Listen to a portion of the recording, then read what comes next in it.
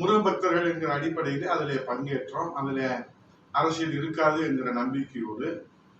ஆனால் அதிலே ஒளிபரப்பப்பட்ட அந்த ஏவியை பொறுத்தளவில் அந்த வீடியோ ஒளிபரப்பிலே பேரறிஞர் அண்ணா, தந்தை பெரியார் குறித்து அவதூறுகள் பரப்பப்பட்டுள்ளதாக இப்போது பரபரப்பாக செய்திகள் வெளியாகி விவாதம் பண்ணி அண்ணா திராவிட முன்னேற்ற கழகத்திலே அவதூறுகளை அள்ளி தெளிக்கிறார்கள். அதில் தெளிவாக நாங்கள் சொல்லியிருக்கிறோம்.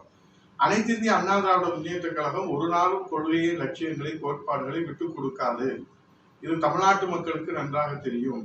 ஏன் ஆளுகிற திமுகவுக்கும் நன்றாக தெரியும். ஆனால் அண்ணா திராவிட முன்னேற்ற கழகத்தின் மீது அவதூறு பரப்புவதற்கு ஏதாவது சாக்கு போக்கு கிடைக்காதா என்கிற வகையிலே தான் அவர்கள் தொடர்ந்து அவதூறுகளை பரப்புகிறார்கள். பொதுச் செயலாளர் புரட்சித் தலைவர் எடப்பாடியை பொறுத்தளவில் பேரறிஞர் அண்ணா அவர்களை பற்றியும் புரட்சித் தலைவர் அம்மா அவர்களை பற்றியும் அவதூறாக பேசிய காரணத்தால் தான் என்ன முடிவெடுத்தார் என்பது தமிழ்நாட்டு மக்களுக்கு நன்றாக தெரியும். அதை திரும்ப இந்த நேரத்தில் திராவிட முன்னேற்ற கழகத்திற்கு நான் நினைவு கூற கடமைப்பட்டிருக்கிறேன்.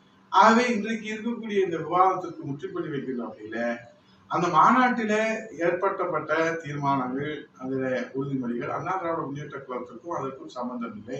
அவர்கள் என்ன நடைமுறைகளை கையாள போகிறார்கள் என்பது நமக்கு தெரியாது. அந்த அவதூறு வீடியோ என்பது ஒளிபரப்ப போகிறார்கள் என்பது நமக்கு தெரியாது.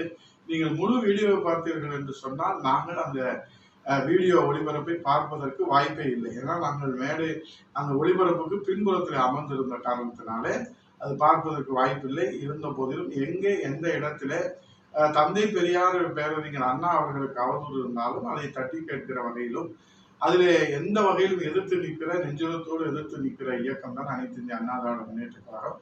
ஆகவே அந்த ஒளிபரப்பு, வீடியோ ஒளிபரப்புக்கு கடுமையான கண்டனத்தை தெரிவித்துக் கொள்கிறோம்.